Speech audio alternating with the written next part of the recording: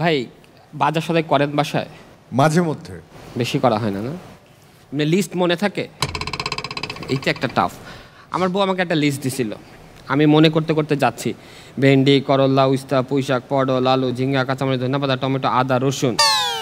অনেকে মনে করতেছে তরকারি আলা, কিন্তু অনেকে মনে করে। পিছে থেকে এক মহিলা বলতেছে যে ভাইয়া লেবু আছে?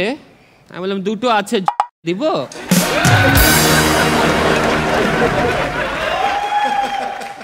এরপরও শান্তি নাই ভাই। এই বাজারটা নিয়ে বাসায় যাব, এক হয় পচা হয়েছে, নাহলে দাম বেশি নিচ্ছে। বললাম মা চলা, পচা জিনিস দিয়ে দিস। তরকারি আলা পচা জিনিস দিয়ে দিস। তোমার আব্বা পচা জিনিস দিয়ে দিস। আসছে মোহাম্মদপুর ঢাকা থেকে মেহেদি হাসান তরু।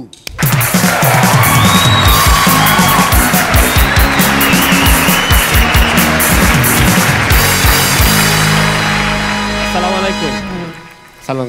ভালো লাগছে? হ্যাঁ দারুণ দারুণ লাগছে, দারুণ লাগছে। হ্যাঁ ভাই বাজার সদাই করেন বাসায়? মাঝে মধ্যে। বেশি করা হয় না? না মানে লিস্ট মনে থাকে? এইটা একটা টাফ। আমার বউ আমাকে একটা লিস্ট দিছিল, আমি মনে করতে করতে যাচ্ছি।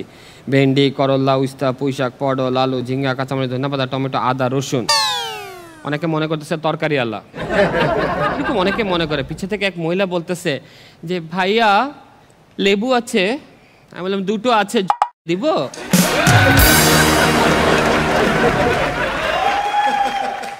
এরপরও শান্তি নাই ভাই। এই বাজারটা নিয়ে বাসায় যাব, এক হয় পচা হয়েছে, নাহলে দাম বেশি নিচ্ছে। বললাম মা চলা, পচা জিনিস দিয়ে দিস। তরকারি আলা পচা জিনিস দিয়ে দিস। তোমার আব্বা পচা জিনিস দিয়ে দিস।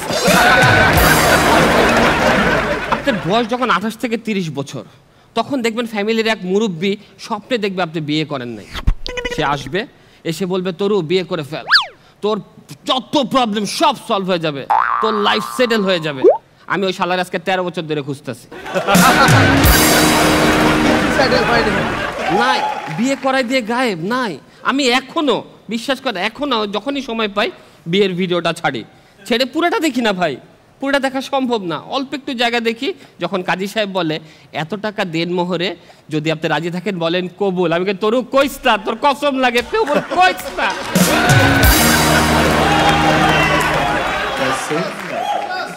মানে ওই যে বলছে না, বিয়ের পরে প্রবলেম শুরু হয়ে যায়। আগে যেটা প্রবলেম আমি জানতাম না। আমরা ডাল দিয়ে ভাত খাই না ভাই? ডাল কিভাবে খাই? প্লেটে ভাত নেই, ডাল নেই, ভাত খাই। ভাত খাওয়া শেষ, ডালটা ওকে, সবাই এইভাবে খাই না? না, এটা ম্যানারলেস। তাহলে কিভাবে? ডাল খেতে হবে, প্লেটে ভাত থাকবে, গ্লাসে ডাল থাকবে, চামচ দিয়ে খেতে হবে। আমি হাত দিয়ে ভাত খেলে হাতে ভাত লেগে যায়, এইটা উইয়ার্ড। ভাত খেতার সময় যখন হাতে ভাত লেগে যাবে, এটা উইয়ার্ড। তাহলে হাতে কি লাগতে হবে? চাউমিন আর পাস্তা। ওয়াশরুমে গেলে ওয়াশরুম নোংরা করে ফেলে, আমরা ওয়াশরুম নোংরা করে ফেলে। ভাই ওয়াশরুমের জন্মই তো হয়েছে নোংরা জিনিস ত্যাগ করার জন্য, রাইট? আচ্ছা, এখন ধরেন যে আমার মনে হয় কি, ছেলে মানুষ ওয়াশরুমে গেলে শুধু হিসু করে, আর সুন্দরী মেয়েরা গেলে গোলাপ জল ঢালে।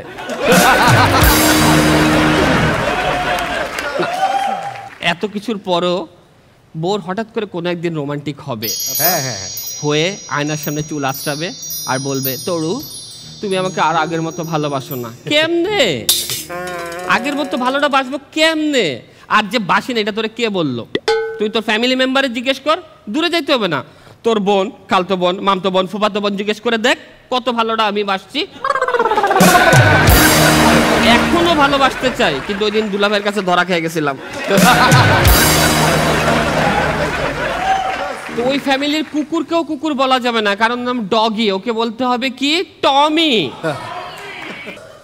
আর ফ্রেন্ডস তো আছেই সবার, তাই না? বিয়ে হয়ে গেছে মানে তো আমি এক ঘোড়া হয়ে যাই নাই, বন্ধু বান্ধব তো থাকবেই। তো আমার এক ফ্রেন্ড বিদেশ থেকে এসছে, তো এসে বললো তোর আয় আমরা একটা ব্যাচেলার পার্টি করি। আমি কিন্তু ওরকম না, আমি কিন্তু বউর কাছ থেকে পারমিশন নিছি, বউ পারমিশন দিছে পার্টি করার জন্য। আমি পার্টিতে গেলাম, যে রাতের 1:30-2টার মধ্যে বাসা আসছি, সবাই ঘুমে, বউ দেখি টিভি দেখতেছে। আমি বললাম কি ব্যাপার, তুমি এখনো জেগে আছো, টিভি দেখতেছো কেন? হ্যাঁ আমি টিভি দেখতে পারবো না। বললাম বাবারে রাগ করতেছো কেন, তুমি দেখো টিভি, সমস্যা নাই, কিন্তু এত রাত পর্যন্ত জেগে আছো। হ্যাঁ হ্যাঁ তুমি তো পার্টি করে বেড়াবে, তোমারই সব কিছু, আমি তো কিছু করতে পারবো না, তো আমি তো তোমার বাচ্চা বলবো, সংসার করবো, সব কিছু করবো, আমার আর কিছু করার নাই। বাবা মাফ কর, এত কিছুর পরও আমি কিন্তু ম্যারিড লাইফে হ্যাপি আছি আলহামদুলিল্লাহ। হ্যাঁ, আমি খুব হ্যাপি। আমার বউ অমায়িক দুর্ব্যবহার, খুব ভালোবাসে, আমার ফ্যামিলিটাকে সুন্দরভাবে গোছায় রাখছে, আমাকে অনেক পছন্দ করে, আমাকে ভালোবাসে। মানে আমার লাইফ কিছু থাকতো না যদি ও না থাকতো। এই পুরো কথাগুলি বউ শিখিয়ে দিয়েছে বলার জন্য। Thank you.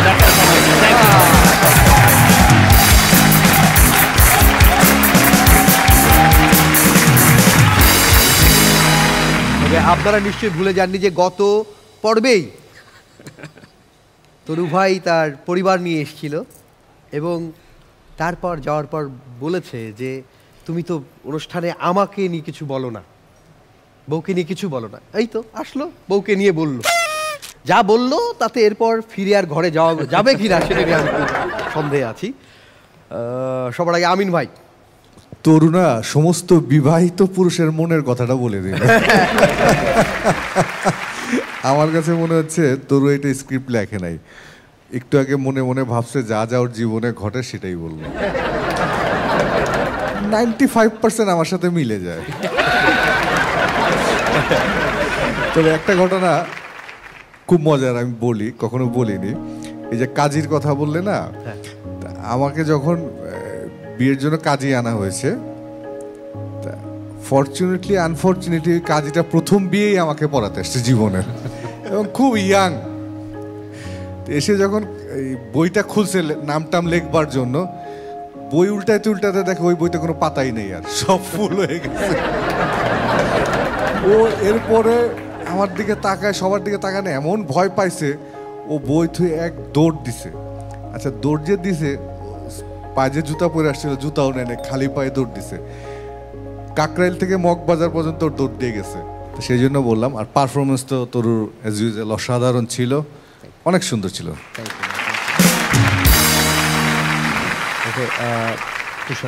তরু বরাবরের মতন ভালো ছিল। আর তোমার একটা জিনিস খুব ভালো লাগে না, তুমি না ইনভলভ করে নাও সবাইকে।